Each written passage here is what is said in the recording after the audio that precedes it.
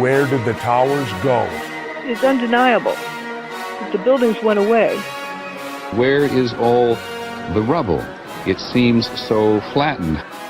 If they had collapsed to the ground, you'd have a pile of debris that would correspond to 210-story buildings.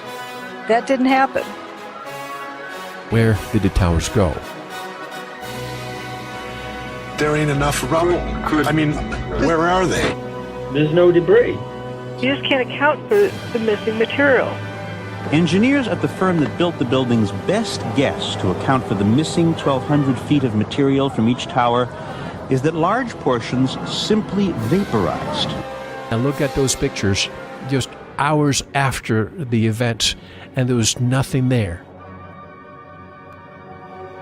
You had a little bit of rubble, but you didn't have 210-story buildings piled up there. That's the part that's crazy. It's just that's all that's left.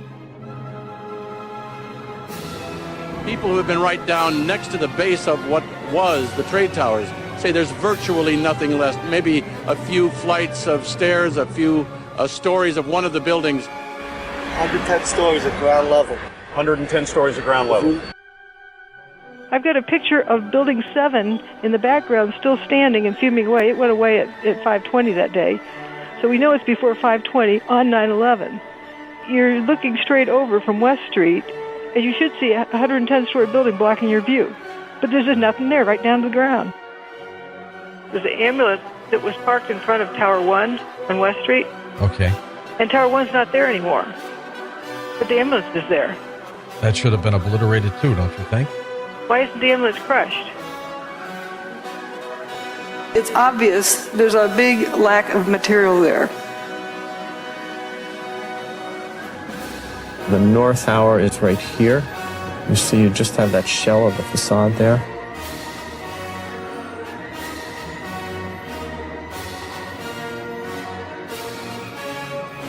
And here's the south tower is right here. And there's the center where the south tower stood. Where the hell did these buildings go? That's the all that's standing of the Twin Towers right now in the background. That's all that's standing. That's it. That's all that's left.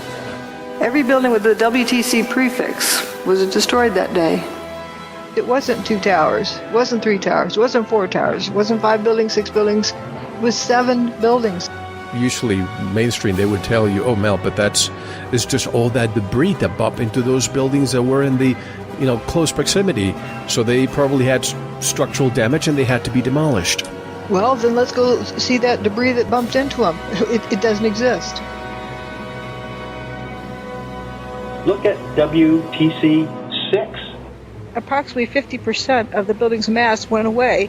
It wasn't the outer mass. It was this hole cut in the middle. Down to ground level. There's nothing there.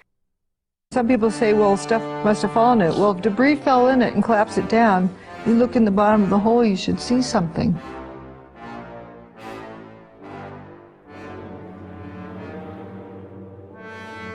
There wasn't much of anything left of the building. You don't see toilets, you don't see desks, you really don't see anything. Nothing that you would recognize as being part of something in an office. Aside from huge pieces of twisted steel from the towers, there was little that was recognizable in the debris. No one had ever seen anything like it. I mean, you didn't find a shard of glass, anything that looked like would be used by a person. You just didn't see. All there was powdered debris and metal.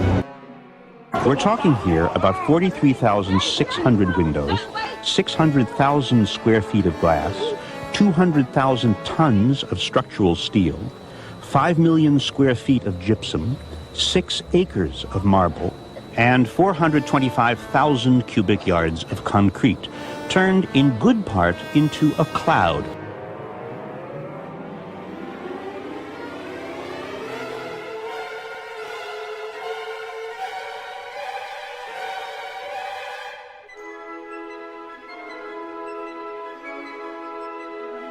Perhaps the most astonishing object Shate found is something there should have been thousands of.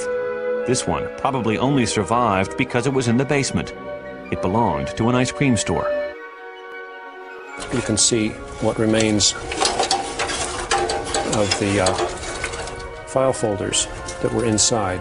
It was the only file cabinet found. They were able to identify what store it was from, and they called up the store owner and said, "Hey, we got your money." And they gave them their money. When you have paper flying, but you can't see a toilet, a desk, or anything else. You had all this paper flying all over Manhattan, and yet in the rubble there wasn't one file cabinet wrecked or anything. I think they found one.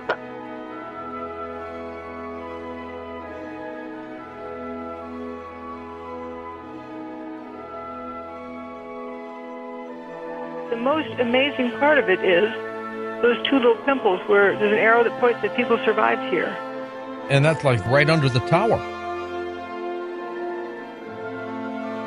Mickey Cross feared they would all be dead before anyone found them. I had no idea what was over us. I'm thinking 110 stories. How much rubble that is, how, if they start pulling it apart, how long would it take for them to get to us? They assumed they were buried under such debris that they'd be dead by the time anyone found them. But then the strangest thing happened. This beam of sunlight came right in on us. After the dust settled, they looked up and saw blue sky. I'm like amazed now. It's a 110-story building above us, and I'm looking up at the sun. The descriptions they gave were not of a building falling on top of them, were not of bombs exploding around them. It wasn't high heat. They didn't get cooked. They didn't get squashed. I looked up and said, "Guys, there used to be 106 floors above us, and now I'm seeing sunshine. There's nothing above us. That big building doesn't exist. These are the biggest office buildings in the world, and I didn't see one desk, one chair, one phone, nothing."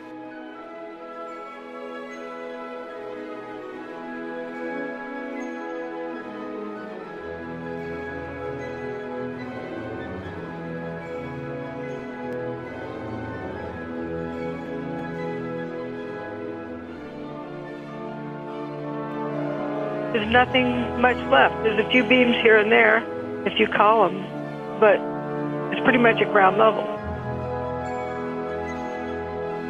Where did the towers go? Where did the towers go? Where did the buildings go? Where did the towers go? 10 years you've been looking at this evidence, and you've pinned it down, and you've pinned it down, and where'd it go?